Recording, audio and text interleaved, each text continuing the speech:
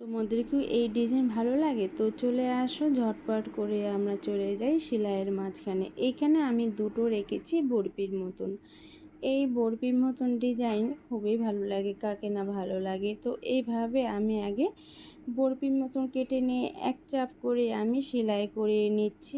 আর এখানে দেখতে হবে কোনাগুলোকে খুব সুন্দরভাবে যদি সেলাই করা হয়, কোনা যদি সুন্দরভাবে সেলাই হয় তাহলেই ব্লাউজটা খুব সুন্দর লাগবে। তো এখানে আমার সেলাই হয়ে গেল। এখানে আমি কেটে দিলাম মাঝখানে যে কাপড় ছিল এটাকে কেটে দেওয়ার পরে কোনাগুলোকে আমি একটু কাট করে দিচ্ছি। দেখতে হবে আবার যদি সুতোগুলো না কাটে সেইভাবে কেটে নিতে হবে। আমি এখানে সিধা করে নিয়েছি, নেওয়ার পরে এখানে সুন্দর করে এখানে পাইপিং, এখন আমি পাইপিং দিলে খুব সুন্দর লাগতো, তো পাইপিং এখানে আমি দিতে পারলাম না, এই কারণে কাপড়টা খুব এক কালার ছিল আর তার জন্য সেম পাইপিং আর দিলাম না।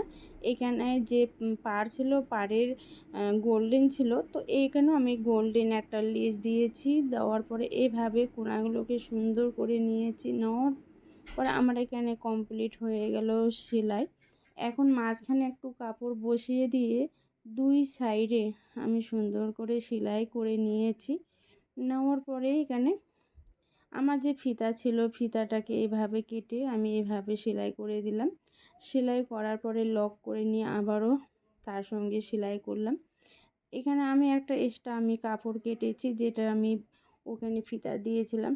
এটাকে এখন পাইপিংয়ের মতন একটা বসিয়ে তারপরে পাটটাকে বসিয়ে দিলাম। এখানে একটা শুভ বটম দিয়েছি। তো